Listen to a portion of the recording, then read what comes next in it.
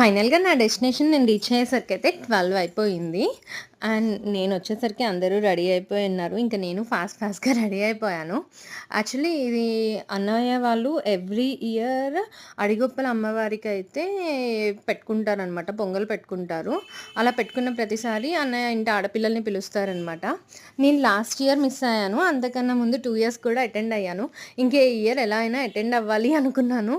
But చంటికి కుదరదేమో, కుదురుతదో లేదో, వెళ్తానో వెళ్ళనో అనుకుంటూ ఉన్నాను. ఫైనల్లీ మాకైతే కుదిరింది. అండ్ నేనైతే వచ్చేసాను. ఇంకా అలాగా అమ్మవారికి దండం పెట్టేసుకొని మేమైతే ఇంకా టెంపుల్‌కైతే స్టార్ట్ అయిపోయాము అందరము.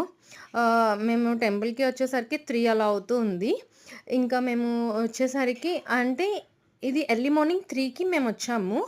ఆ రోజు నైట్‌కి అమ్మవారిది తిరునాల జరుగుతది. ఆ 1 డే అంతా. ఆ రోజు నైట్ అమ్మవారి కుంకుమ బళ్ళు అంటే వాళ్ళ పుట్టింటి నుంచి సారె అదంతా వస్తదనమాట.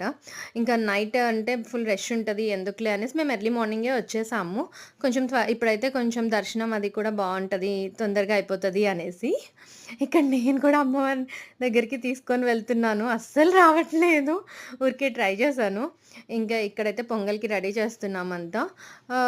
పొంగల్‌కి రెడీ చేసుకొని నేనింకా పొంగల్ పెట్టుకుంటున్నాను. ఇదే టెంపుల్‌లో బన్నుకి అన్నప్రసన్న చేశాక కూడా డ్యాడీ మొక్కుంటే ఇక్కడ పొంగల్ పెట్టి అప్పుడు కూడా ఇలాగే వచ్చున్నాము. మళ్ళీ ఆ తర్వాత ఇప్పుడు పెడుతున్నాను పొంగల్.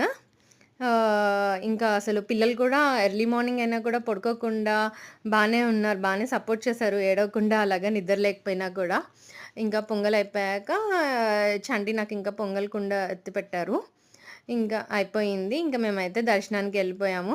దర్శనం అయిపోగానే ఇంక నేనైతే ఫుల్‌గా అలసిపోయున్నామసలు. జర్నీ చేసి నిద్ర లేకుండా ఇదంతా.